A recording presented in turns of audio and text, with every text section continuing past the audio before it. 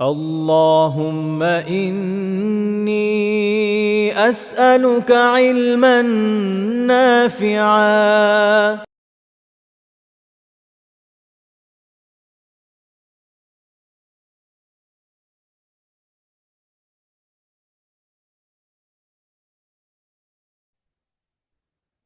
اللهم علمنا ما ينفعنا وارزقنا الإخلاص في القول والعمل. আমরা আল্লাহ সুবহানাহু ওয়া তাআলা দরবারে অসংখ্য গণিত শুকরিয়া আদায় করছি। আল্লাহ সুবহানাহু ওয়া তাআলা আমাদেরকে দারসুল হাদিসের আরেকটা হালাকাতে অংশগ্রহণ করার তৌফিক দান করছেন। আমাদের পক্ষ থেকে অসংখ্য গণিত দুরূদ ও সালাম আমাদের প্রিয় নবী মুহাম্মদ সাল্লাল্লাহু আলাইহি ওয়াসাল্লামের প্রতি এবং তার সম্মানিত পরিবার পরিজনের প্রতি, সাহাবায়ে কেরাম সবার প্রতি। আমরা রিয়াদুস সালেহিনের আহ হাদিসগুলা নিয়ে আলোচনা করছিলাম সর্বশেষ। আমি আসলে আজকে আমার মেইন ল্যাপটপটা আমার সাথে নাই, যার কারণে আমি যে বইটা থেকে পড়াই এটা না, আমি অনলাইন সার্চ করে আমি ওই বইটা খুঁজতেছিলাম কিন্তু পাই নাই, এবং বাকি যেগুলো ছিল ওইগুলোর মধ্যে টেক্সট গুলা এরকম ক্লিয়ারলি দেখা যাচ্ছিল না। পরে একটা পিডিএফ পাইছি, কিন্তু এটা হচ্ছে বাংলা পিডিএফ আর কি। তো এটার সাথে ওইটার হাদিস নাম্বার মিল আছে কিনা আমার একটু সন্দেহ হচ্ছে আর কি, কারণ আমার যতটুকু মনে হচ্ছে যে আমরা 450 হাদিস পড়ি নাই, এর চেয়ে কম পড়ছি। আমরা আজকে যে বিষয়টা নিয়ে কথা শুরু করব এটা হচ্ছে বাবু ফাদলিল বুকাই মিন খাশিয়াতিল্লাহি তাআলা ওয়া শাওকান ইলাইহি। আজকের আলোচনার মূল আলোচ্য বিষয় হচ্ছে ফাদলুন। ফাদলুন শব্দের অর্থ হচ্ছে গুরুত্ব, তাৎপর্য, মাহাত্ম্য। আমরা বলি না যে এটার হচ্ছে ফজিলত, তাৎপর্য আর কি। তো ফদলিল বুকা, বুকা শব্দের অর্থ হচ্ছে কান্নাকাটি করা। ফাদলিল বুকা, কান্নাকাটি করার তাৎপর্য। কান্নাকাটি করার তাৎপর্য মানে কিসে, কোন কান্নাকাটি করা, যে মিন খাশিয়াতিল্লাহ, আল্লাহ তাআলার ভয়ে। আল্লাহ তাআলার ভয়ে কান্নাকাটি করার তাৎপর্য। ওয়া শাওকান ইলাইহি, শাওকন মানে হচ্ছে ঐকান্তিক ইচ্ছা, যেটাকে বলা হয় আর কি, যে আমার একান্ত একটা ইচ্ছা হচ্ছে আমি এটা করব। ওয়া শাওকান ইলাইহি মানে হচ্ছে তার সাথে সাক্ষাতের আহ ইচ্ছা। তাহলে আমরা পুরাটার যদি অনুবাদ করি, এখানে যদিও লেখা দেওয়া হয়েছে, কিন্তু আমরা আমাদের মধ্যে যদি করি যে বাবু ফাদলিল বুকাই মিন খাশিয়াতিল্লাহি তাআলা ওয়া শাওকান ইলাইহি, আল্লাহ তাআলার ভয়ে কান্নাকাটি করার তাৎপর্য এবং তার সাথে সাক্ষাৎ করার যে ঐকান্তিক ইচ্ছা, মনোবাসনা, যা আমার একটা ভালো লাগার সবসময় আমার মধ্যে থাকবে, যে না, আমি হচ্ছে আজকে আল্লাহ সুবহানাহু ওয়া তাআলার সাথে সাক্ষাৎ করতে, আমার আল্লাহ তাআলার সাথে সাক্ষাৎ করার একটা অপরচুনিটি আমি পাচ্ছি বা সাক্ষাৎ করব। তো এটার যে ঐকান্তিক ইচ্ছা, এই সংক্রান্ত ব্যাপারে আজকে আমরা কথা বলবো ইনশাআল্লাহ। তো রিয়াদুস সালেহিনের সংকলক প্রত্যেকটা নতুন আলোচ্য বিষয় যখন শুরু করেন, এ ব্যাপারে কোরআনুল কারীমের কিছু আয়াত নিয়ে আসেন। তো সেম এরকম ভাবে এখানে কয়েকটা আয়াত নিয়ে আসা হয়েছে। প্রথম যে আয়াত যেটা হচ্ছে, এটা হচ্ছে সূরা ইসরা। ইসরা মানে হচ্ছে বনি ইসরাইল, যেটা বলে আর কি 15 নম্বর পারার প্রথম যে সূরা, যেটা এই সূরা বনি ইসরাইলের 109 নম্বর আয়াতে আল্লাহ তাআলা বলছেন ওয়ায়াখিরুনা লিল আযকানি ইয়াবকুন ওয়ায়াজিদুহুম খুশুআ। ইয়াখিরুনা লিল আযকান, ইয়াখিরুন শব্দের অর্থ হচ্ছে মানুষজন মাটিতে লুটিয়ে পড়ে, যে নিজেকে ধুলিমলিন করে নেয়। যে হঠাৎ করে কেউ যখন মারা যায়, মানুষ মারা যাওয়ার পর দেখা যায় কি মাটিতে পড়ে গড়াগড়ি দিয়ে কান্না করতেছে। এই যে কান্নাকাটিটা করা গড়াগড়ি দিয়ে, এই কান্নাকাটিটাকে আরবিতে বলা হয়, এই শব্দটা দিয়ে সাধারণত বোঝানো হয় আর কি, যদিও এটা হচ্ছে একটা ভার্ব। আহ এটাকে হচ্ছে প্রেজেন্ট টেন্সের, প্রেজেন্ট এবং ফিউচার টেন্সের কম্বিনেশনে যেভাবে প্রেজেন্ট করা হয় আরবি শব্দতে, এই শব্দটা ব্যবহার করা হয়েছে। কিন্তু এটার শব্দমূলের যে অর্থ, সেটা হচ্ছে যে মাটিতে গড়াগড়ি দিয়ে কান্না করা। আল্লাহ তাআলা বলছেন ওয়ায়াখিরুন আলিল আযকানি ইয়াবকুন, তারা এমন ভাবে কান্না করে যে কান্না করতে করতে তারা জমিনের মধ্যে নিজেকে লুটিয়ে দেয়, লুটিয়ে পড়ে কান্নাকাটি করে। ওয়ায়াজিদুহুম খুশুআ, এবং এই যে তাদের এই কান্নাকাটি, এই ফিলিংস, এগুলো কোথা থেকে আসে, যে ওয়ায়াজিদুহুম, তাদের মধ্যে বৃদ্ধি করে খুশুআ, বিনয়। কোনটা বৃদ্ধি করে, এই যে এখানের মধ্যে অনুবাদক এটা লিখে দিয়েছেন ব্রেকেটের মধ্যে, যে কোরআন, মানে আপনি অন্যান্য আয়াতে দেখেন, আল্লাহ তাআলা আরেকটা আয়াতের মধ্যে বলেছেন ওয়াইদা তুলিয়াত আলাইহিম আয়াতুহু যাদাতুহুম ঈমানা। আল্লাহ তাআলা বলছেন যে যখন কোরআন তেলাওয়াত করা হয়, কোরআন তেলাওয়াতের যে তাৎপর্য রয়েছে, মাহাত্ম্য রয়েছে বা অ্যাডভান্টেজ রয়েছে, যে আমরা তো কোরআন পড়লে প্রত্যেকটা অক্ষরের এগেনস্টে আমরা নেকি পাচ্ছি। প্রত্যেকটা অক্ষরের এগেনস্টে আমরা 10টা করে নেকি পাচ্ছি, এটা তো ঠিক আছে। কিন্তু আমার আরো যে সকল প্লাস, আরো যে সকল এডিশন আছে আর কি, এই সকল এডিশনের মধ্যে একটা হচ্ছে যে আপনি যখন কোরআন পাঠ করবেন, এটার মাধ্যমে আপনার ঈমান বৃদ্ধি পাবে। আপনার ইমানের যে নূর আছে, ইমানের যে লাইট আছে, ইমানের যে পাওয়ার আছে, এটা বৃদ্ধি পাবে।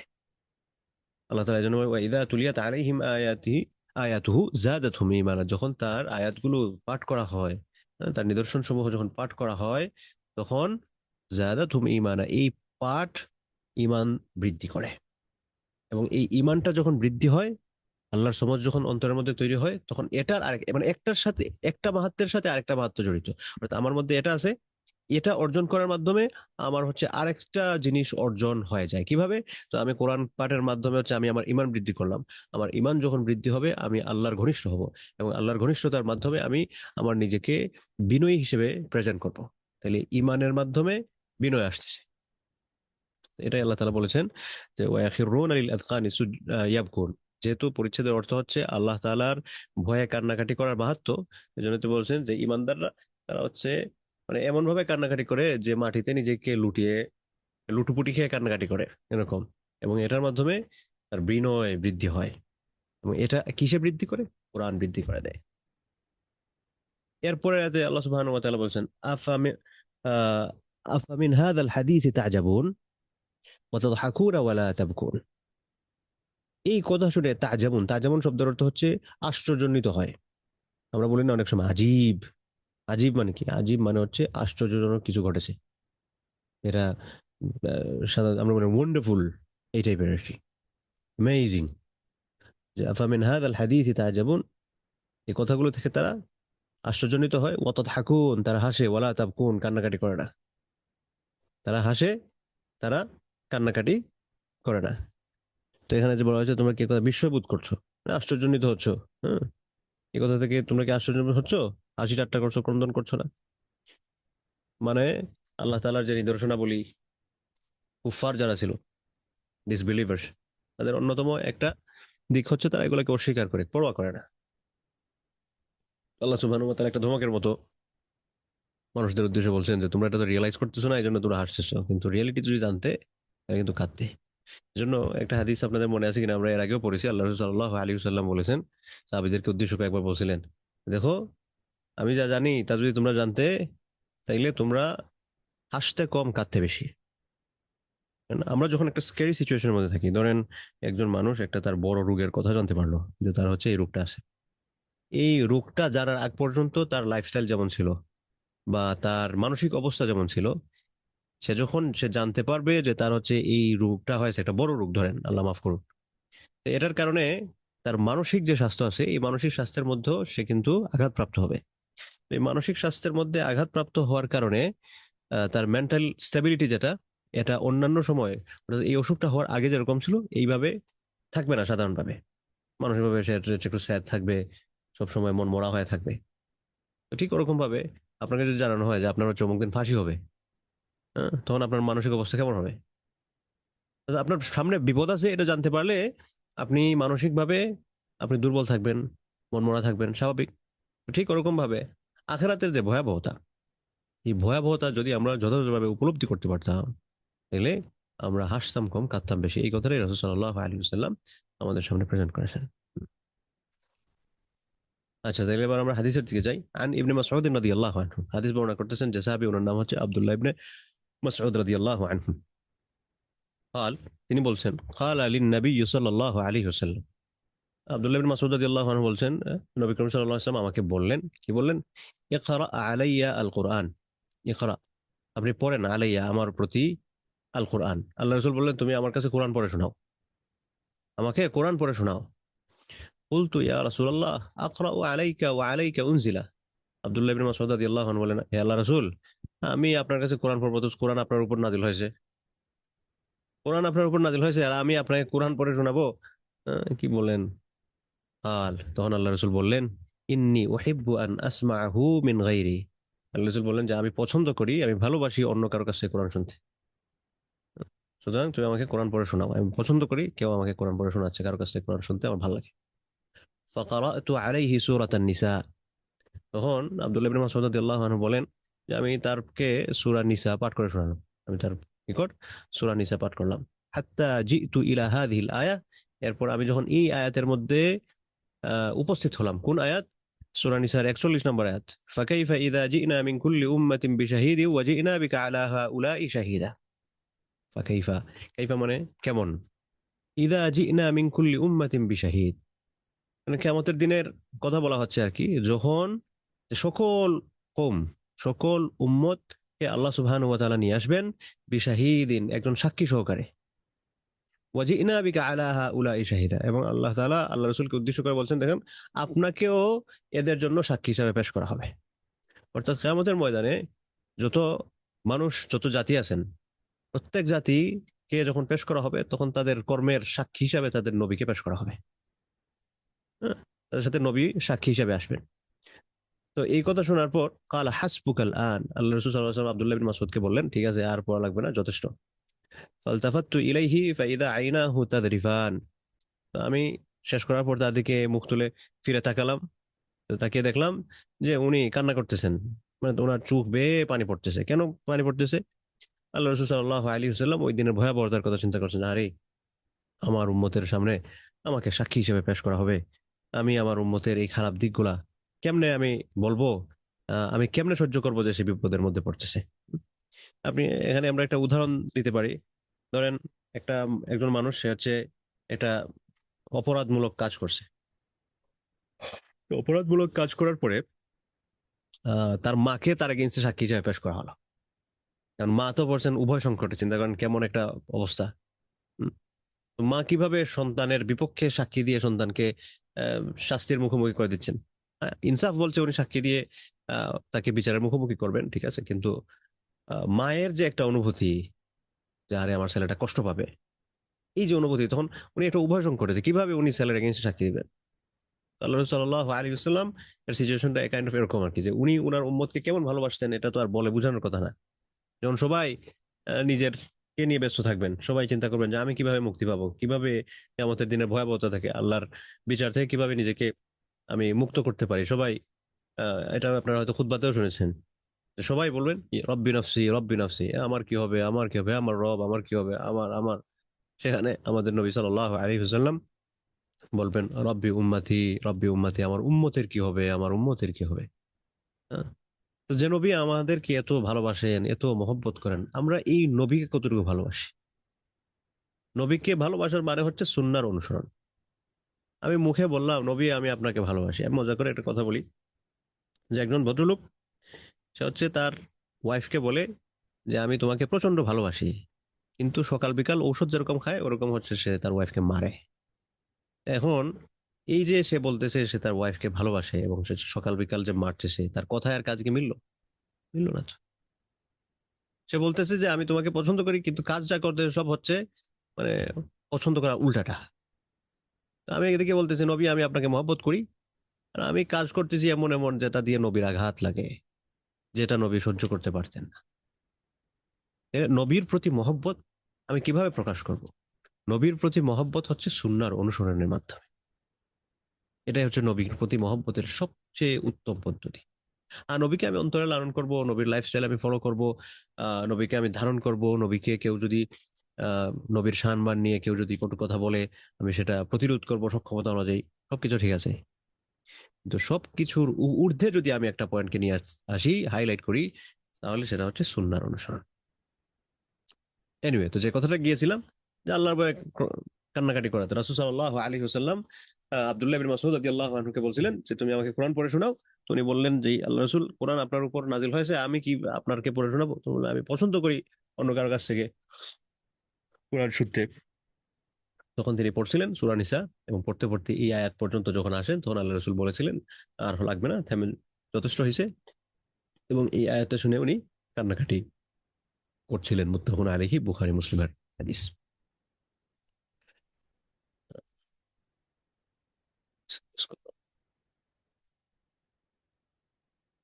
আচ্ছা, এরপরের হাদিস আন আনাস রাদিয়াল্লাহু আনহু।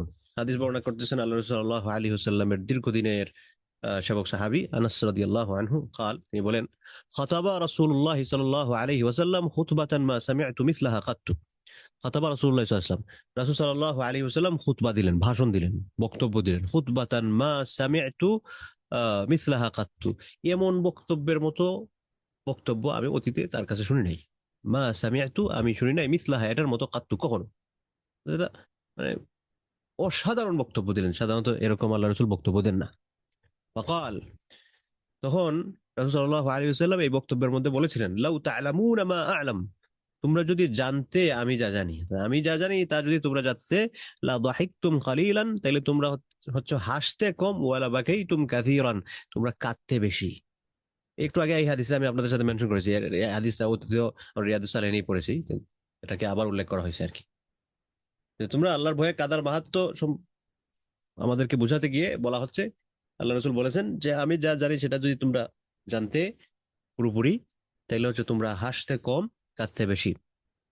ফাগাত্তা আসহাবু রাসূলিল্লাহ সাল্লাল্লাহু আলাইহি ওয়াসাল্লাম উজুহাহুম, এই কথা শুনে রাসূল সাল্লাল্লাহু আলাইহি ওয়াসাল্লামের সাহাবীরা যারা সেখানে বসেছিলেন, তারা হচ্ছে গাত্তা ঢেকে ফেললেন, উজুহাহুম তাদের চেহারা সমূহ, তাদের চেহারা সমূহ তারা ঢেকে ফেললেন, ওয়ালাহুম খানিন, এবং অত্যন্ত কান্নাকাটি করতেছিলেন, মানে কান কান্না করতে, বিলাপ দিয়ে কান্নাকাটি করা যেটাকে বলা হয়। আল্লাহ রসুল যখন বলছেন যে আমি যা জানি তোমরা যদি তা যা জানতে, তাহলে তোমরা আসতে কম কাঁদতে বেশি, তো এই কথার ভয়াবহতা চিন্তা করে সাহাবায়ে কেরামগণ মানে কান্নাকাটি শুরু করেছেন। কেমন কান্নাকাটি? একদম বিলাপ দিয়ে কান্নাকাটি করা, যেটা মুত্তাফাকুন আলাইহি, বুখারী মুসলিমের হাদিস। তো আল্লাহর প্রতি এগুলো হচ্ছে কান্নাকাটি করার মাহাত্ম্য, যেগুলোর মাধ্যমে এগুলো কিন্তু আল্লাহ সুবহানাহু ওয়া তাআলার খুব পছন্দ, খুব পছন্দ। এই যে দেখেন আরেকটা হাদিস চলে আসছে, ভেরি ইন্টারেস্টিং হাদিস, আবু হুরায়রা রাদিয়াল্লাহু আনহু থেকে বর্ণিত, হাদিসটা বর্ণনা করছেন আবু হুরায়রা রাদিয়াল্লাহু আনহু, সবচেয়ে বেশি হাদিস বর্ণনাকারী সাহাবীদের মধ্যে এক নম্বরে আছেন, সবচেয়ে বেশি হাদিস তিনি বর্ণনা করেছেন আল্লাহ রাসূল থেকে। قال, তিনি বলছেন, قال রাসূলুল্লাহ সাল্লাল্লাহু আলাইহি ওয়াসাল্লাম, রাসূল সাল্লাল্লাহু আলাইহি ওয়াসাল্লাম বলেন, লা ইয়ালিজুন নারা রাজুলুন বাকা মিন খাশিয়াতিল্লাহি হাত্তা ইয়াউদাল লাবানু ফিদ দার'i, যে মানুষ আল্লাহ তাআলার ভয়ে, মানে এখানে জাহান্নামের কথা বলা হয়েছে, তো জাহান্নামকে কেন ভয় করবে? আল্লাহর ভয়। তো যে ব্যক্তি জাহান্নামের ভয়ে, কেউ যদি কান্নাকাটি, সরি, লা ইয়ালিজুন নারা রাজুলুন বাকা মিন খাশিয়াতিল্লাহ, আমি আগে যেটা বলছিলাম এটাই, কেউ যদি আল্লাহ তাআলার ভয়ে কান্নাকাটি করে, যে ব্যক্তি আল্লাহ তাআলার ভয়ে কান্নাকাটি করে, তার চোখের পানি আর জাহান্নাম একত্রিত হতে পারে না। মানে কেউ যদি আল্লাহ তাআলার ভয়ে কান্নাকাটি করে, সে জাহান্নামে যাবে না, হাত্তা ইয়াউদাল লাবানু ফিদ দার'i। তবে হ্যাঁ, একটা সিচুয়েশন যাইতে পারে, সেটা হচ্ছে আহ ধরুন, গরুর দুধ দোহনের ক্ষেত্রে যে ওলান আছে, ওলান থেকে যখন দুধটা বের হয়ে যায়, বের হওয়ার পর এটাকে আবার ওলানে, দুধের ওলানে কি ফিরিয়ে দেওয়া সম্ভব? এটা তো ইম্পসিবল বিষয়। এই হাদিসের মধ্যে বলা হচ্ছে যে এই দুধের ওলান থেকে দুধ বের হয়ে আসার পর এটাকে ফিরিয়ে দেওয়া যতক্ষণ পর্যন্ত না সম্ভব হবে, ততক্ষণ পর্যন্ত কেউ যদি আল্লাহর ভয়ে কান্নাকাটি করে, তাইলে সেই ব্যক্তি জাহান্নামে যাওয়াটা সম্ভব হবে তখন, যদি আপনি দুধ ওলান থেকে বের করার পর সেটাকে আবার ওলানে ফিরিয়ে দিতে পারেন। তার মানে কি? তার মানে হচ্ছে দুধ তো ওলানে ফিরিয়ে দেওয়া অসম্ভব, ওই ব্যক্তির জাহান্নামে যাওয়াও অসম্ভব। তো এগুলো হচ্ছে আমাদের জন্য একটা গোল্ডেন অপরচুনিটি, যে আপনি আমি যদি আল্লাহর ভয়ে কাঁদতে পারি, আল্লাহ তাআলার ভয়ে যদি আমরা কান্না করি, তাহলে আমার বিগেস্ট অ্যাডভান্টেজ হচ্ছে আমি জাহান্নাম থেকে সেফ জোনে চলে যাচ্ছি। আমি মোটামুটি একটা সেফ জোনে চলে যাচ্ছি, যে আমি আল্লাহর ভয়ে কান্না করতেছি, তার মানে আমার চোখের পানি আর জাহান্নাম একসাথে হবে না। লা ইয়ালিজুন নারা রাজুলুন বাকা মিন খাশিয়াতিল্লাহি হাত্তা ইয়াউদাল লাবানু ফিদ দার'i, ততক্ষণ পর্যন্ত না দুধ ওলানে ফিরে ফিরে যাচ্ছে, বের হওয়া দুধ, ততক্ষণ পর্যন্ত ওই ব্যক্তি জাহান্নামের আগুন তাকে স্পর্শ করতে পারবে না, জাহান্নামে যাবে না। এরপরে বলছেন, ওয়ালা ইয়াজতামিউ গুবারুন ফি সাবিলিল্লাহি ওয়া দুখানু জাহান্নাম, আল্লাহর রাস্তায় লড়াই করার পথের যে ধুলা, এই ধুলা এবং জাহান্নাম দুইটা একত্রিত হতে পারে না। এটা একত্রিত হতে পারে, জাহান্নামের ধোঁয়া এবং আল্লাহর রাস্তায় চলা পথের ধুলা একত্রিত হতে পারে না। মানে কি? তার মানে হচ্ছে আপনি যদি আল্লাহর রাস্তায় লড়াই করেন, তাহলে আপনি জাহান্নামে যাবেন না। রাওয়াহু তিরমিজি, তিরমিজিতে বর্ণিত হাদিস। হুম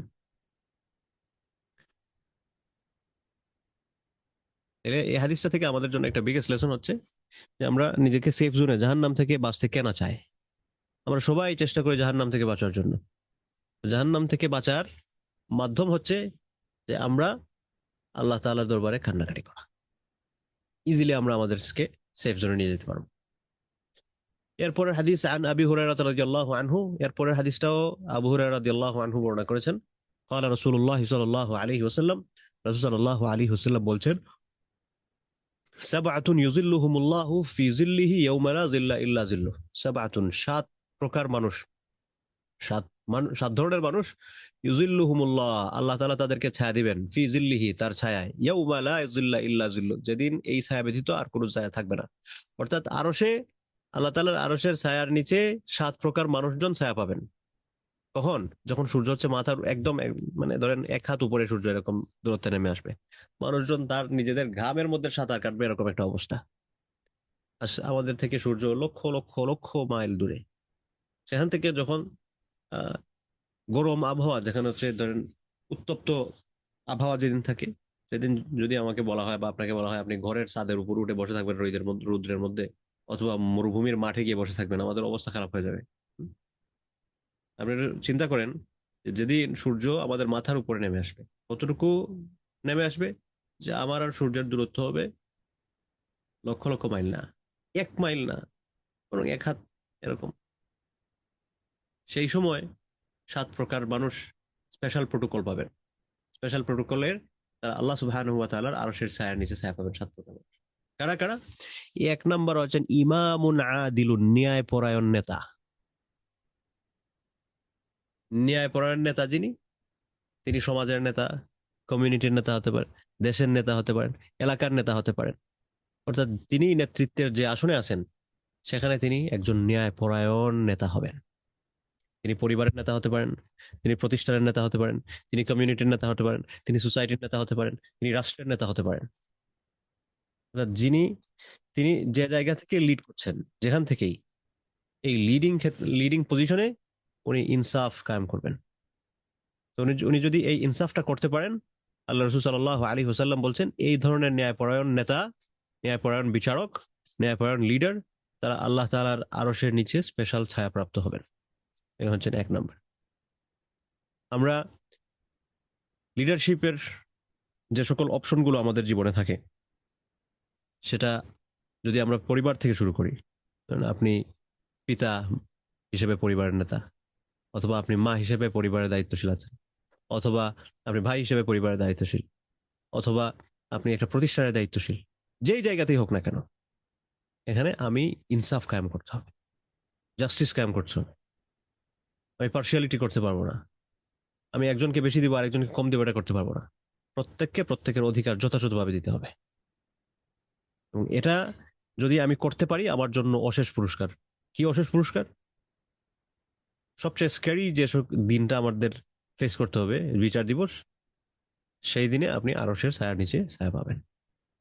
আল্লাহ রাসূলুল্লাহ সাল্লাল্লাহু আলাইহি ওয়াসাল্লাম বলেছেন 7 প্রকার মানুষের মধ্যে 1 নম্বর হচ্ছে ইমামুন আদিল, ন্যায়পরায়ণ নেতা। আপনি টাকা খেয়ে বিচারে গেছেন এরকম না, টাকা খেয়ে আপনি একটা ডিসিশন ভায়োলেট করছেন বা বায়াস করছেন, এরকম সিচুয়েশন না। আপনি সত্যিকার অর্থে আপনি আপনার পজিশন থেকে যখন ইনসাফ এর কাজটা মেনটেন করতে পারবেন, আপনার জন্য পুরস্কার হচ্ছে আপনি আরশের ছায়ার নিচে ছায়া পাবেন। 2 নম্বর, ওয়াশাবুন নাশা ফি ইবাদাতিল্লাহি তাআলা, ওই যুবক বা যুবতী যে হচ্ছে তার যৌবনকালটা আল্লাহ তাআলার ইবাদতের মধ্যে ব্যয় করে। আল্লাহ তাআলার ইবাদত করা তো সবার দায়িত্ব, তাহলে স্পেশালি যুবকদের কথা কেন বলেন? ভাই, বুড়া হওয়ার পরে তো আপনি ইবাদত ছাড়া করবেন কি? আপনার তো কাজ নাই। আপনি মসজিদে যাবেন না তো কই যাবেন? বা আপনি ইবাদত বলে সুবহানাল্লাহ আলহামদুলিল্লাহ তসবিহ একটা নিয়ে ঘুরবেন, এছাড়া তো আপনার কোনো কাজ নাই। বুড়া হলে আপনি ইবাদত বন্দি ছাড়া করবেন কি? আপনার করার তো কিছু নাই। কিন্তু যুবক যখন হিসেবে থাকবেন, আপনার যখন ইয়াং এজটা আপনি পার করবেন, তখন আপনার হাতে করার মতো অনেক অপশন আছে। সেই অপশনগুলো থেকে নিজেকে ছাড়িয়ে আপনি যখন আল্লাহর ইবাদত করতেছেন, আপনি সত্যিকার অর্থেই ইবাদতের যে মজা, ইবাদত কেন করতে হবে সেই বিষয়টা রিয়েলাইজেশন আপনার মধ্যে আছে দেখে আপনি করতেছেন। আপনার মধ্যে আল্লাহর ভয় আছে, আপনার মধ্যে আল্লাহ তাআলার প্রতি প্রত্যাশা আছে, সেজন্য আপনি করতেছেন। কিন্তু যারা বৃদ্ধ বয়সে ইবাদত করতেছেন, আমি ডিসকারেজ করতেছি বিষয়টা এরকম না, অবশ্যই তারা ইবাদত করবেন, তাদের উপর ইবাদত করা আবশ্যক। কিন্তু ওই সময়তে সাধারণত মানুষজন ইবাদত এমনিতেই করে। মারা যাওয়ার সময় কাছে আসে তো দেখা যায় মানে চুল টুল পেকে গেছে, তখন যখন নিজের দিকে তাকায়, আরে কি ছিলাম কয় বছর আগে, এখন তো চুল মুল পাকা, তার মানে হচ্ছে কবরে যাওয়ার সময় আস্তে আস্তে কাছে আসতেছে। তো কবরে যাওয়ার সময় যখন কাছে আসে, তখন মানুষজন স্বাভাবিকভাবে আল্লাহ ভীরু হওয়ার তো এটা স্বাভাবিক বিষয়। কারণ আপনাকে যদি এসে বলা হয় আগামী 1 সপ্তাহ পরে আপনার ফাঁসি হবে, আপনি তো এই 1 সপ্তাহ সিজদাতে মনে মাথা উঠাবেন না, ওই রকম আর কি। তো সেজন্য বৃদ্ধ বয়সে এবাদত, এটা সাধারণত আমরা কম বেশি সবাই করার চেষ্টা করি। কিছু বদবক্ত আছে যে হচ্ছে বৃদ্ধ বয়সেও তার কোনো কেয়ার থাকে না, এরা হচ্ছে দুনিয়া এবং আখিরাতে ক্ষতিগ্রস্ত। কিন্তু স্বাভাবিকভাবে ইমানদার যারা আছেন, দিনের বুঝ যাদের মধ্যে আছে, তারা হচ্ছে এই সময়টাতে আরো বেশি ইবাদত করার চেষ্টা করে, এটা অবশ্যই।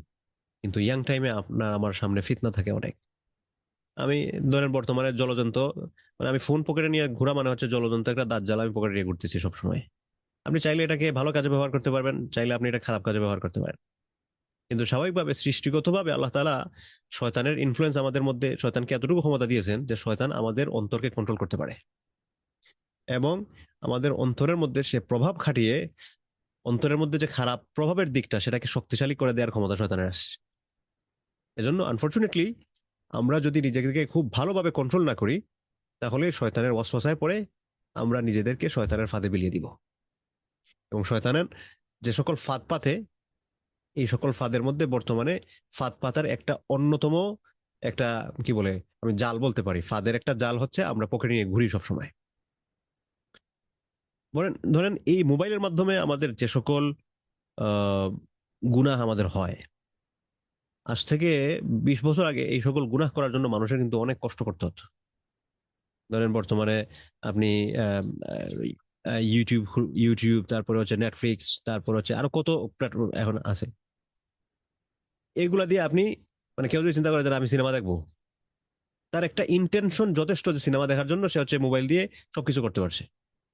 আজকে থেকে 20-25 বছর আগে বা 20 বছর আগে এই সিনেমাটা সাধারণত সে মোবাইলে, 25 বছর না 20 বছর আগে আমার যতটুকু মনে পড়ছে, 20 বছর আগে হয়তো বাটন ফোনের যুগ ছিল। তো ওই সময়ে মানুষজন কিন্তু মোবাইলে সিনেমা দেখতে পারতো না, কি করা লাগতো, হয় তাকে সিনেমা হলে যেতে হতো, অথবা হচ্ছে সিডি প্লেয়ার ভাড়া করে এনে বা সিডি প্লেয়ার যেখানে চালায় সেখানে গিয়ে দেখা লাগতো। এবং সেটা করতে গিয়ে অনেক মানুষ লজ্জাবোধ করতো, আরে এই মানুষজন কি বলবে। যাদের লজ্জা শরম না এরা তো করছে, কিন্তু যাদের লজ্জা শরম আছে তারা মনে করতো আরে ধুর মানুষ কি বলবে, সে যেত না। কিন্তু এখন এটা সহজ হয়ে গেছে, আপনি আপনার মোবাইলে কি দেখতেছেন কেউ বলতে পারতেছে না, মানুষের কথা বলতেছে আর কি। কেউ বলতে পারছে না। তো সেজন্য এই যে যৌবন, আমি যে পয়েন্টটাতে গিয়েছিলাম আর কি, তো আমরা আমাদের যৌবনকালে আমাদের মিসগাইড হওয়ার মতো অপশন আমাদের সামনে একদম জালের মতো বিছিয়ে রাখা হয়েছে। সেই সময় আপনি যখন নিজেকে সেভ করে আপনি যখন আপনার যৌবনকালটা আল্লাহ তাআলার রাস্তায় অতিবাহিত করছেন, আল্লাহ তাআলা আপনাকে বড় পুরস্কার দিচ্ছেন। কি পুরস্কার? শাহাবুন্না শাফি ইবাদতিল্লাহ আজ্জা ওয়াজাল, যারা আল্লাহ তাআলার ইবাদত করে যৌবনকালে স্পেশালি, তাদের জন্য পুরস্কার হচ্ছে আরশের ছায়ার নিচে তিনি ছায়া দিবেন, 2 নম্বর। 3 নম্বর হচ্ছে ওয়ারাজুলুন কলবুহু মুআল্লাকুম বিল মাসাজিদ, ওই লোক যার অন্তর মসজিদের সাথে সম্পৃক্ত। মসজিদের সাথে সম্পৃক্ত অন্তর মানে কি? এ হচ্ছে মসজিদে গিয়ে রেগুলারলি জামাতে নামাজ আদায়। দেখেন নামাজ বাসায় পড়লে আদায় হয়ে যাবে, কিন্তু নামাজ সব সময় বাসায় পড়ার জিনিস নয়। আপনি মসজিদে সব সময় নামাজ পড়ার জিনিস। মাঝে মধ্যে আপনি মসজিদ কাছে না দূরে আপনি বাসায় পড়ে ফেলতেছেন সেটা ভিন্ন বিষয়, কিন্তু আপনি সব সময় আপনার বাসার কাছে মসজিদ, আপনি মসজিদে না গিয়ে শুধু বাসায় নামাজ পড়তেছেন, এটা হচ্ছে আপনি ভুল করতেছেন। আল্লাহ রাসূল সাল্লাল্লাহু আলাইহি ওয়াসাল্লাম একবার তাক করে বলছিলেন যে যারা মসজিদে আসে না জামাতে নামাজ আদায় করার জন্য, আমার মন চায় এই সকল বাড়িঘর জ্বালাই ফেলি। শুধুমাত্র জ্বালাই না, যে এই ঘরগুলোর মধ্যে হচ্ছে মহিলা আছে, বৃদ্ধ লোক আছে, এরপর হচ্ছে বাচ্চারা আছে, আমরা জ্বালাই ফেলতাম একদম। কি পরিমাণ ধমক! সেজন্য জামাতে নামাজ আদায় করা। দেখেন আমি প্রায় সময় বলি শয়তানের কাজ হচ্ছে আমাদেরকে এক থেকে আরেকটা স্টেজে ডাউনগ্রেড করা। তো ডাউনগ্রেড করার ক্ষেত্রে শয়তানের যেহেতু কোনো লাস্ট লিমিটেশন নাই, সেজন্য সে প্রথমেই একজন মানুষকে লাথি দিয়ে নিচে ফেলে না, তাকে বিভিন্ন অপশন দেয়। কিভাবে অপশন দেয়? সে ধরেন একজন 5 ওয়াক্ত পাক্কা নামাজিকে হচ্ছে ওয়াসওয়াসা দিবে, তখন তাকে বলবে না যে নামাজ পড়ারই দরকার নেই, সে বলবে মসজিদে রেগুলারই নামাজ পড়ো, মাঝে মধ্যে বাসায় পড়লেও হয়। বাসায় পড়া শুরু করছেন, তখন আপনাকে ওয়াসওয়াসা দিবে, ঠিক আছে বাসায় পড়তেছো, মাঝে মধ্যে ফজর ছাড়লেও হয়, ঘুমায় থাকো। ফজর আপনি এরকম আস্তে আস্তে করে আস্তে আস্তে আস্তে আস্তে আপনাকে নামাজ বানিয়ে ফেলবে। সেজন্য শয়তানকে ফাইট দিতে হবে বড় করে। মানে এখানে কোনো সফট ফাইটিং না, এখানে স্ট্রং হার্ড ফাইটিংটা দিতে হবে। শয়তান তুমি আমার নামাজ পড়াবা না, আমি সব ওয়াক্ত নামাজ মসজিদে গিয়ে পড়বো। কথা বলার একটা বিষয় মনে হলো, দেখেন শয়তানের সাথে আমাদের মুআমালাত আচরণ কেমন হওয়া দরকার। দুনিয়াতে আপনার যে শত্রু আছে, ধরেন একটা মানুষকে আপনি অপছন্দ করেন, যে কোনো কারণে তার সাথে আপনার সম্পর্ক খারাপ হয়েছে, শত্রুতাপূর্ণ সম্পর্ক, আপনি কি তার সাথে দরম বহরম করবেন? করবেন না। তার সাথে সময় কাটাবেন না। আপনার গোপন বিষয়গুলো তাকে বলবেন? বলবেন না। তাকে আপনি এড়িয়ে চলবেন, ফেস করতেই চাইবেন না। দূরে দূরে থাকবেন, সবসময় শত্রুতাপূর্ণ চিন্তা থাকবে। শয়তান তো আপনার প্রকাশ্য শত্রু। আল্লাহ সুবহানাহু ওয়া তাআলা বলেছেন আদু ও মুবিন, প্রকাশ্য শত্রু। এই শয়তানের বিরুদ্ধে আপনি কি ভূমিকা পালন করছেন? আপনার যে প্রকাশ্য শত্রু আপনার আখিরাত নষ্ট করে দিচ্ছে, আপনার প্রকাশ্য শত্রু যে আপনাকে আপনার জান্নাতের আরামদায়ক জীবনী থেকে নিয়ে জাহান্নামের আগুনের মুখোমুখি দাঁড় করিয়ে দিচ্ছে, সেই শত্রুর বিরুদ্ধে আপনি কি লড়াইটা করছেন? সেই লড়াইটা না করে আপনি তাকে বন্ধু বানাইতেছেন। ফিতনা কেমন ভাবে ছড়ায়?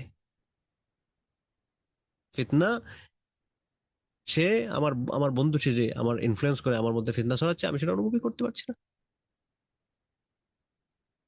যে কথা থেকে গেছিলাম, 3 নম্বর পয়েন্ট, ওয়ারাজুলুন কালবুহু মুআল্লাকুম বিল মাসাজিদ, ওই সকল লোক যাদের অন্তর মসজিদের সাথে সম্পৃক্ত। মানে কি? আচ্ছা, রেগুলারলি মসজিদে গিয়ে নামাজ আদায় করে, এক ওয়াক্ত নামাজ পড়ার পর তার মধ্যে চিন্তার গায়ে আবার আরেক ওয়াক্ত নামাজ চলে আসতেছে, ওরা সে নামাজ পড়তে হবে। 4 নম্বর, ওয়ারাজুলানি তাহাব্বা ফিল্লাহ ইজতামা আলাইহি ওয়া তাফাররাকা আলাইহি, ওই দুই ব্যক্তি যারা হচ্ছেন আল্লাহর জন্য একে অপরকে ভালোবাসেন, আল্লাহর জন্য একে অপরের সাথে সময় কাটান, একত্রিত হন, এবং আল্লাহর জন্য একে অপরের থেকে বিচ্ছিন্ন হয়ে যান। নাকি একজন একজনের সাথে দিনই সম্পর্কের কারণে বন্ধুত্ব করছেন, যে ওই মানুষটাকে দিনদার বানাতে হবে, বা অন্য মানুষটার সাথে থাকলে আমি দিনটা ভালো প্র্যাকটিস করি, এই জন্য তারা একজন আরেকজনের সাথে একত্রিত। একজন আরেকজনের সাথে সময় কাটান, যে দুইজন একসাথে থাকলে ভালোভাবে দিন প্র্যাকটিস করা যায়, একজন আরেকজনের ভালো দিকটা শিখতে পারেন। আবার দেখা গেল যে না, একজনের সাথে সম্পর্ক হয়েছে, কিন্তু তার সাথে সম্পর্ক হওয়ার পরে দেখা যাচ্ছে যে কি খারাপ হয়ে যাচ্ছে, চলাফেরা ভালো হচ্ছে না, এবাদত বন্দিগের মধ্যে সমস্যা চলে আসতেছে। তখন মনে হলো না, এই ব্যাপারের এই বেচারার সঙ্গ না ছাড়লে এবাদত নষ্ট হয়ে যাবে, আচার আচরণ নষ্ট হয়ে যাচ্ছে। তখন আপনি এ বেচারার সঙ্গটা ছেড়ে দিলেন, এটাকে বলা হবে তাফাররাকা আলাইহি, যে আপনি আল্লাহর জন্য আলাদা হয়ে গেলেন। একটা জিনিস আপনি খুব পছন্দ করতেন, কিন্তু পরবর্তীতে রিয়েলাইজ করলেন যে না, এটা হচ্ছে আপনার দিনের কনসেপ্টের বিরোধী, আপনি আপনার পছন্দনীয় জিনিসটা ছেড়ে দিলেন, আলাদা হয়ে গেলেন।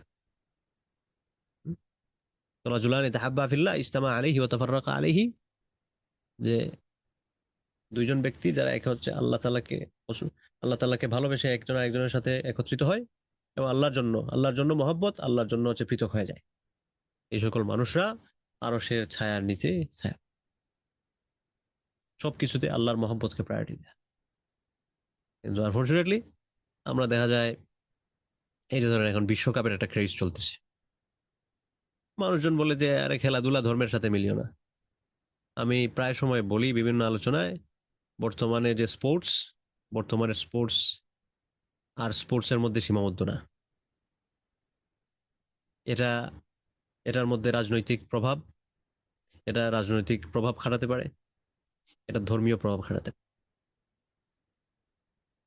আপনি আপনার পছন্দের প্লেয়ারের জন্য, আপনার পছন্দের টিমের জন্য আপনি খুব ক্রেজি, অথচ যারা এমন এমন কার্যক্রমের সাথে নিজেদেরকে সম্পৃক্ত করে, যে কার্যক্রমগুলো শুধুমাত্র আপনার ধর্মের বিরোধী না, বরং স্বাভাবিকভাবে একজন বিবেকবান মানুষের চিন্তার বিরোধী। একটা মানুষ একটা বল নিয়ে ছুটে চলা মানুষের পেছনে যদি এইভাবে ছুটতে পারে, সে কি করে? বলে লাথি দেয়, দ্যাটস ইট, আর কিছু না। একটা বল নিয়ে দৌড়ায়, একটা বলের মধ্যে লাথি দেয়, একটা জালে আবদ্ধ বক্সের মধ্যে এই বলটা ঢুকাতে চায়।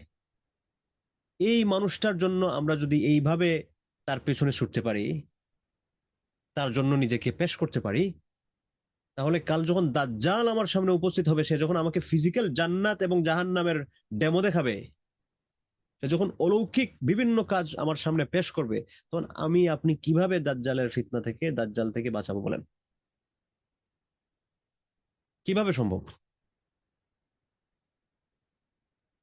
আমি তো অসম্ভব দেখি। আমরা যদি সাধারণ একটা জিনিসের জন্য এইভাবে ক্রেজি হতে পারি, তাহলে কিভাবে সম্ভব? এবং সেটা কোথায় পর্যন্ত গিয়ে পৌঁছেছে, আমি কালকে না পরশুদিন জানি দেখলাম, যে মসজিদুল হারামের এরিয়ার মধ্যে টেলিভিশনের স্ক্রিন, এই স্ক্রিনের মধ্যে, এটাকে কি বলে সম্বোধন করবো আমি জানি না আসলে, কিছু বেয়াদব সে ওখানে বসে বসে ফুটবল খেলা দেখতেছে। কোথায় তাদের দিনের সমাজ? কোথায় তাদের দিনের সমাজ? বেয়াদবির তো একটা সীমা থাকা দরকার। চূড়ান্ত সীমার বেয়াদব যদি হয় তাইলে তো তার মাথার মধ্যে আমার এটা থাকা দরকার যে আমি কোথায় কি করতেছি। আমার সামনে আল্লাহর ঘর, যেখানে আমি 1 রাকাত নামাজ পড়লে 1 লক্ষ রাকাতের সওয়াব, যেখানের মধ্যে দাজ্জাল ঢুকতে পারবে না, সেখানের মধ্যে আমি দাজ্জাল বাদী যারা তাদের কার্যক্রম দেখতেছি বসে বসে। আমার তো লজ্জা হওয়া দরকার। আমি কিভাবে নিজেকে ইমানদার পরিচয় দিই? মরে যাওয়া দরকার আমার। এই মুখ নিয়ে দুনিয়া থাকার দরকার নাই।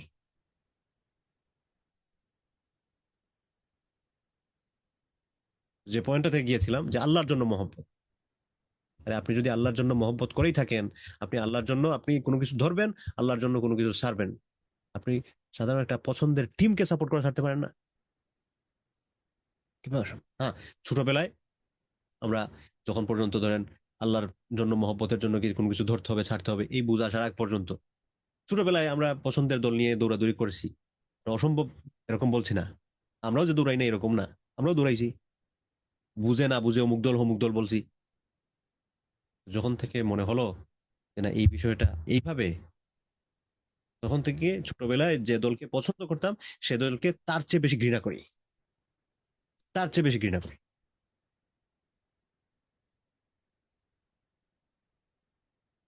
যাই হোক, তো যে কথা থেকে গিয়েছিলাম যে সত্যিকার অর্থে আমরা আল্লাহর জন্য মহব্বত করা এবং আল্লাহর জন্য আমরা কাউকে অপছন্দ করা, এই বিষয়টা যদি নিজের মধ্যে প্রতিষ্ঠা করতে পারি, আখেরাতে আল্লাহ তালার আরশের নিচে ছায়া পাবো। একজন মানুষের সাথে, একজন মানুষের কাছে থাকলে আমার দিন পালনটা ভালো হয়, তার সাথে আমি সম্পর্ক করব। একজন মানুষের সাথে থাকলে আমার দিন পালন খারাপ হয়, তার থেকে আমি বিচ্ছিন্ন। এরপরের, এটা কয় না, 5 নম্বর মনে হয়, কয়টা গেল? এক, সাবুন, 3, 4, হ্যাঁ 5 নম্বর। ওয়ারাজুলুন দাআতহু ইমরাআতুন যাতা মানসাবিন ওয়া জামালিন ফাকালা ইন্নী আখাফুল্লাহ। ওই ব্যক্তি আরশের ছায়ার নিচে ছায়া পাবে যাকে হচ্ছে একজন সুন্দরী, রূপবতী, গুণবতী, ভালো বংশে, টাকা পয়সাওয়ালা, ফ্যামিলি স্ট্যাটাসওয়ালা, হাই ক্লাস সোসাইটির সদস্য একজন মহিলা তাকে একান্তে সময় কাটানোর অফার করছে, কিন্তু ওই লোক বলছে আমি আল্লাহকে ভয় করে আমি পারবো না। দেন আমরা প্রাকৃতিকভাবে নারী পুরুষ একে অপরের প্রতি আকর্ষণ অনুভব করবেন, এভাবে তৈরি করা হয়েছে। সেইখানে আমাদের এক্সপেকটেশন গুলো থাকে কি, আমাদের অপোজিট যে পার্টনার হবে সে হচ্ছে উচ্চশিক্ষিত, সুন্দরী, সুন্দর, ভালো বংশের, টাকা পয়সাওয়ালা। এটাই তো সব এক্সপেক্ট করে, সবাই এক্সপেক্ট করে। তো একটা মানুষকে এরকম স্ট্যাটাসের একজন, যার কোনো কমতি বলতে তো নাই, মানে পারফেক্ট হওয়ার জন্য যে সকল গুণাবলী থাকা দরকার সবগুলো গুণাবলী আছে এই ব্যক্তির মধ্যে, এমন ব্যক্তি একান্তে সময় কাটানোর জন্য ডাকছে, কিন্তু বলছে আমি আল্লাহকে ভয় করি। এই যে যে সকল মানুষ এইভাবে ডিনাই করতে পারে, নিজের চরিত্রকে হেফাজত করতে পারে, নিজেকে বাঁচিয়ে রাখতে পারে, আল্লাহ তালা ওই সকল ব্যক্তিদেরকে আরশের ছায়া নিচে শীতের ছায়া ছায়া দিবেন।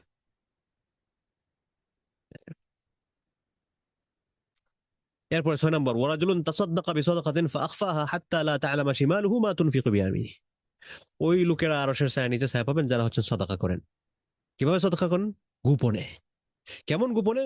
লা তা'লামা শিমালুহু মা তুনফিকু বিয়ামিনিহি, তাদের বাম হাত জানে না তারা ডান হাত দিয়ে কি সাদকা করছেন, এমন গোপনে সাদকা করেন। সাদাকা প্রকাশ্যে করা হারাম নয়। আপনি উৎসাহিত করার জন্য, কাউকে উৎসাহ প্রদানের জন্য প্রকাশ্যে সাদাকা করতে পারেন মাঝে মধ্যে, এটা উত্তম। আপনি অন্যদেরকে যদি উৎসাহিত করতে চান, কিন্তু গোপনে সৎকা কেন বলা হয়েছে? যে মানুষজন প্রায় সময় অনেকে সৎকা করার ক্ষেত্রে তার মধ্যে একটা হাম্বরা ভাব চলে আসে, আরে আমি তো টাকা পয়সা বলা দানবীর। এটা না, গোপনে দান করা, আমি কোনো মানুষ দেখানোর জন্য না। তো আমি অন্যকে উৎসাহিত করার জন্য প্রকাশ্যে করতে পারি, কিন্তু গোপন দান বাইনি ও বাইন আল্লাহ, আমার এবং আল্লাহর মাধ্যমে মধ্যে যেটা, এভাবে যদি আমি করতে পারি, যারা গোপন দান করেন তারা হচ্ছে আখেরাতে আরশের ছায়া নিচে ছায়া। 7 নম্বর, ওয়ারাজুলুন যাকারাল্লাহু খালিয়ান ফাফাদাত আইনা। ওই সকল ব্যক্তিরা আরশের ছায়া নিচে ছায়া পাবেন যিনি হচ্ছেন আল্লাহ তাআলাকে একান্তে স্মরণ করেন, একাকী, এবং তার চোখ প্লাবিত হয়, চোখে মানে কান্নাকাটি করেন আর কি। আল্লাহ তাআলাকে একান্তে স্মরণ করা মানে কি? শেষ রাত্রে তাহাজ্জুদের নামাজে আপনি আল্লাহকে ডাকছেন, কেউ দেখ, সবাই ঘুমে, কেউ জানে না, আপনি একান্তে আল্লাহ তাআলার ইবাদতের মধ্যে নিজেকে মগ্ন করেছেন, কান্নাকাটি করতেছেন। এই যে একান্তে স্মরণ করছেন, কান্নাকাটি করতেছেন, এদের জন্য ফ্যাসিলিটি। আগে তো বলে আসছিল যে জাহান্নাম হারাম, মানে জাহান্নামে ঢুকবে না তারা যারা হচ্ছে আল্লাহর ভয়ে কান্নাকাটি করে। এখানে আরেকটা অ্যাডভান্টেজ হচ্ছে যে আরশের ছায়ার নিচে ছায়া পাবে। মুত্তাফাকুন আলাইহি, বুখারী মুসলিমের হাদিস। তো এই হাদিসটা আমাদের জন্য অনেকগুলো লেসন দিয়ে গেল যে 7 প্রকার মানুষ আরশের ছায়ার নিচে ছায়া পাবো। এই 7 প্রকার মানুষ কারা? ন্যায়পরায়ণ নেতা, আল্লাহর এবাদতকারী যুবক, যে যুবক তার যৌবনকাল আল্লাহর এবাদতের মধ্যে কাটায়। 3 নাম্বার হচ্ছে যার অন্তর মসজিদের সাথে সম্পৃক্ত। 4 নাম্বার হচ্ছে যারা আল্লাহর জন্য একে অপরকে ভালোবাসে, আল্লাহর জন্য কারোর কাছে পৃথক হয়। 5 নাম্বার হচ্ছে কেউ কোনো বংশওয়ালা, টাকা পয়সাওয়ালা, সুন্দরী, রূপবতী, গুণবতী, পারফেক্ট মেয়ে তাকে একান্তে সময় কাটানোর অফার করে, সে বলে না আমি আল্লাহকে ভয় করি, সেটা রিজেক্ট করে। এরপরে হচ্ছে গোপনে দান করে, বাম হাত বলতে পারে না ডান হাত দিয়ে কি দান করেছে। এরপর হচ্ছে আল্লাহ তাআলাকে একান্তে স্মরণ করে এবং সে কান্নাকাটি করে। বুখারী মুসলিমের হাদিস। যাই হোক, আজকে আমরা যে হাদিসগুলো পড়লাম, আল্লাহ সুবহানাহু ওয়া তাআলা এই হাদিসগুলোর যে লেসনগুলো আছে, এই সকল লেসনগুলো আমরা শুধুমাত্র জানার মধ্যে না, পুরো আমলের মধ্যে যাতে আল্লাহ তাআলা প্রয়োগ করার আমাদেরকে তৌফিক দান করেন। এগুলার শিক্ষাগুলো আমরা যাতে আমাদের বাস্তব জীবনে বাস্তবায়িত করতে পারি। আজকে আর না বাড়ি, এখানেই থেমে যাই। আল্লাহ সুবহানাহু ওয়া তাআলা তৌফিক দিলে ইনশাআল্লাহ আগামী সপ্তাহে কন্টিনিউ করব। আমরা আজকে হচ্ছে এই হাদিস নাম্বার হচ্ছে 454, এই বই অনুযায়ী, আমি জানি না আগেরটা অনুযায়ী কত হবে। আমরা কয়টা হাদিস পড়লাম ইন টোটাল?